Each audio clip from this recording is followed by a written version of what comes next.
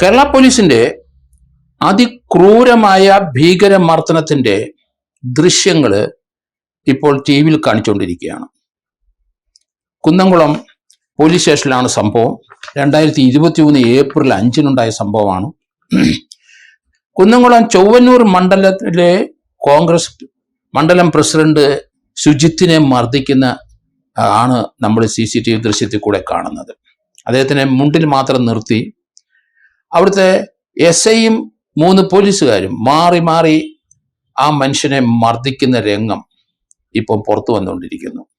വിവരാവകാശ കമ്മീഷന്റെ ഉത്തരവ് മുഖേനമാണ് ആ വിവരം ഇപ്പം പുറത്തു വന്ന് 2023 ഏപ്രിൽ 5 യൂത്ത് കോൺഗ്രസിലെ മണ്ഡലം പ്രസിഡന്റ് അദ്ദേഹം റോഡ് സൈഡിൽ നിന്ന് കഴിഞ്ഞപ്പം പോലീസ് ആവശ്യമില്ലാതെ ചീത്ത വിളിച്ചു. കുന്നംകുളം പോലീസ് അതിനെ എതിർത്ത് സംസാരിച്ചു. അത് ശരിയല്ല പോലീസ് കാണിക്കുന്നത് എന്ന് പറഞ്ഞത് അയാളെ അവിടുന്ന് പിടിച്ചുകൊണ്ടുപോയി പോലീസ് സ്റ്റേഷനിൽ കൊണ്ട് മുണ്ടേ നിർത്തി ഇടിമുറി കയറ്റി ഭീകരമായിട്ട് മർദ്ദിക്കുന്ന രംഗം, അതിക്രൂരമായ രംഗം നമുക്ക് കാണാം. CCTV ദൃശ്യത്താണ് അത്. എല്ലാ ചാനലുകളും അത് ആ ഭീകരമുഖം കാണിച്ചുകൊണ്ടിരിക്കുന്നത് കാണാം. ലോകം മുഴുവനുള്ള മലയാളികൾ മുഴുവൻ ഇത് കണ്ടു കഴിഞ്ഞിരിക്കുന്നു. ഇന്ത്യയിലെ മറ്റ് ഇതര സംസ്ഥാന സ്റ്റേറ്റിലുള്ളവർക്ക് ഇത് കാണാം. ഒരു പൊതുപ്രവർത്തകനെ ഒരു കുറ്റവും ചെയ്യാതെ റോഡ് സൈഡിൽ നിന്ന് പോലീസിന്റെ ചീത്തവിളി ശരിയല്ല എന്ന് പറഞ്ഞതിന്റെ പ്രതിഫലനം അദ്ദേഹത്തിനെ പിടിച്ചോണ്ട് പോയി ക്രൂരമായി മാറി മാറി മർദ്ദിക്കുന്ന രംഗം അത് കണ്ടാൽ നമ്മളെല്ലാവരിലും അത് സങ്കടകരമായ ഒരു കാഴ്ച തന്നെ. നമുക്ക് പോലീസിനോട് വെറുപ്പും വിദ്വേഷവും തോന്നും. ഒരു ഗുണ്ട ഒരു 10 പേരെ അടിക്കുമ്പോൾ തിരിച്ചടിക്കുന്ന പോലെയല്ല.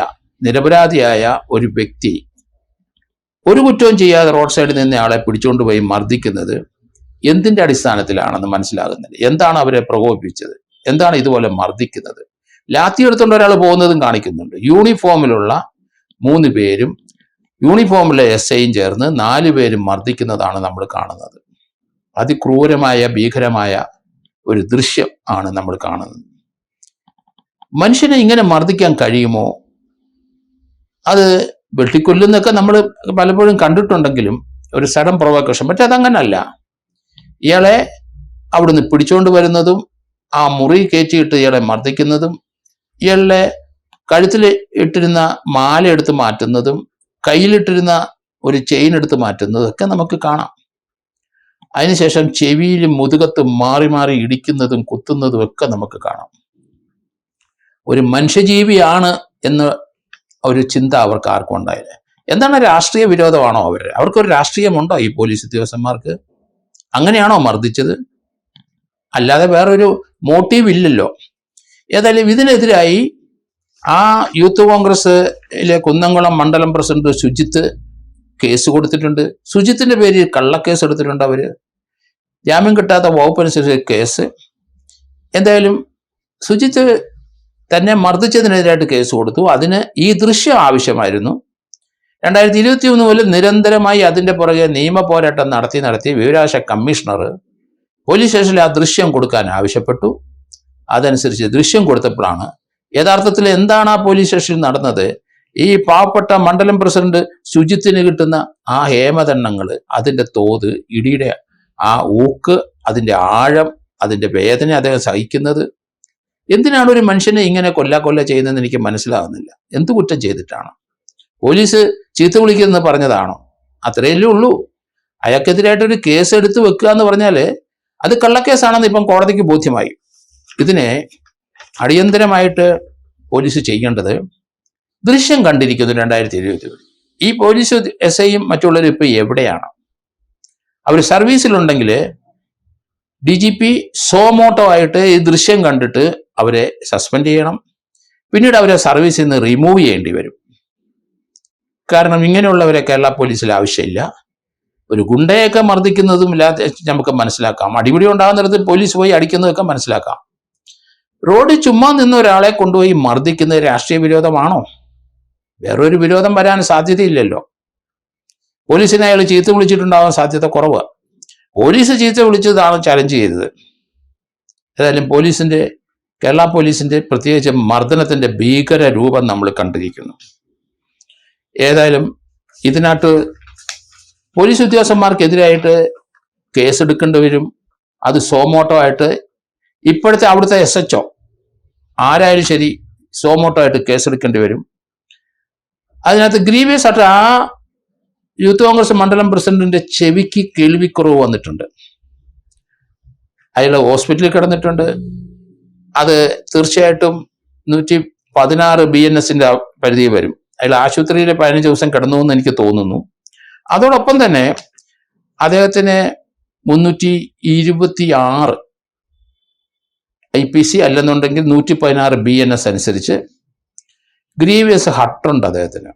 ചെവിയുടെ കേൾവിക്ക് കുറവുണ്ടായിട്ടുണ്ടെങ്കിൽ ഒരു പെർമനന്റ് ആയിട്ടുള്ള ഒരു ഒരു ഒരു ഒരു മുറിവാണത്. അപ്പൊ തീർച്ചയായിട്ടും ഗ്രീവിയസ് ഹട്ടിന്റെ പരിധി വരും. 116 BNS അനുസരിച്ച് ഒരു ഒഫൻസാണത്.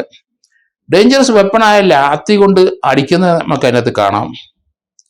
അദ്ദേഹത്തിനെ തടവിൽ അകാരണമായി തടവിൽ പാർപ്പിച്ചു. 127 BNS വന്നു.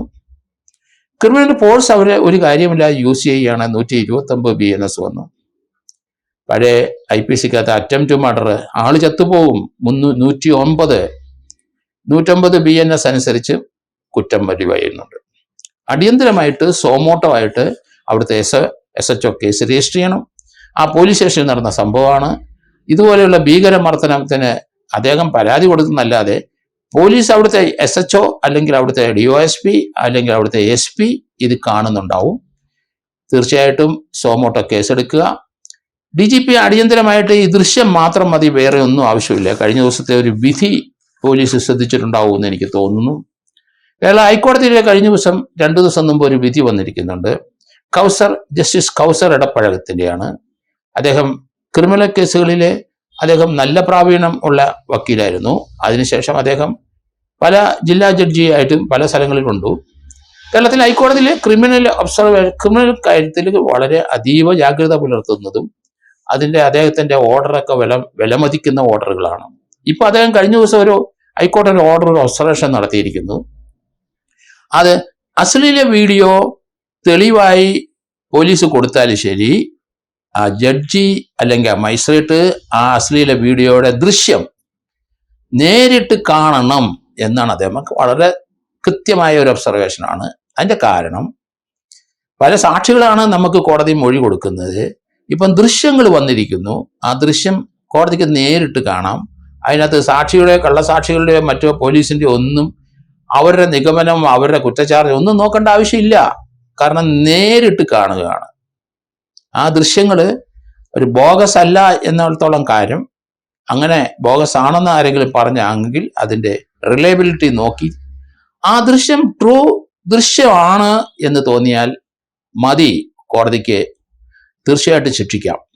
അതാണ് ജസ്റ്റിസ് കൗസർ ഇടപ്പഴകത്തിന്റെ ഒബ്സർവേഷൻ. അങ്ങനെയുള്ള ദൃശ്യങ്ങൾ അത് എല്ലാവരും സൂക്ഷിച്ചുകൊള്ളുക. നിങ്ങൾ അയക്കുന്ന പലർക്കും അയച്ചു കൊടുക്കുന്ന ദൃശ്യങ്ങൾ, അതുപോലെ നിങ്ങൾ സംസാരിക്കുന്ന വൾഗാരിറ്റി, ഒബ്സീനായിട്ടുള്ള വാക്കുകൾ, അങ്ങനെയൊക്കെ ഉണ്ടെങ്കിൽ കോടതി നേരിട്ട് അത് പരിശോധിച്ചിട്ട് അവരെ ശിക്ഷിക്കാനാണ് പറയുന്നത്. അതുകൊണ്ട് ഈ ക്രൂരമായ പോലീസ് സ്റ്റേഷന്റെ അകത്ത് വെച്ച് ഒരു പാവം പിടിച്ച ഒരു മനുഷ്യനെ മർദ്ദിക്കുന്നത് കോടതിക്കും അതുപോലെ തന്നെ മേലുദ്യോഗസ്ഥന്മാർക്കും ആഭ്യന്തര വകുപ്പ് കൈകാര്യം ചെയ്യുന്നവർക്ക് എല്ലാവർക്കും കാണാം. അതുകൊണ്ട് അടിയന്തരമായി സോമോട്ടോ ആയിട്ട് ഈ 4 പോലീസ് ഉദ്യോഗസ്ഥന്മാർക്ക് SIക്കും 3 പേർക്കും, പിന്നെ അവിടെ വിറ്റ്നസ് ആയിട്ട് 2 പേര് നിൽക്കണം, യൂണിഫോം ഇട്ട് നിൽക്കുന്നുണ്ട്. അവരിത് പ്രിവെന്റ് ചെയ്യണമായിരുന്നു. അവരും അതിന് സഹകരിച്ച് നിന്ന ആണോ അതോ കണ്ടിട്ട് അന്തം വിട്ട് നിന്നതാണോ അത് അവർ പറയട്ടെ. ഏതായാലും അടിയന്തരമായിട്ട് സോമോട്ടോ ഒരു കേസ് രജിസ്റ്റർ ചെയ്യണം. രണ്ടാമത് DGP ഈ ദൃശ്യം വെച്ചിട്ട് അവരെ സർവീസിൽ നിന്ന് ഉടൻ സസ്പെൻഡ് ചെയ്യുകയും ചെയ്യണം എന്നാണ് എൻ്റെ വ്യക്തിപരമായ അഭിപ്രായം.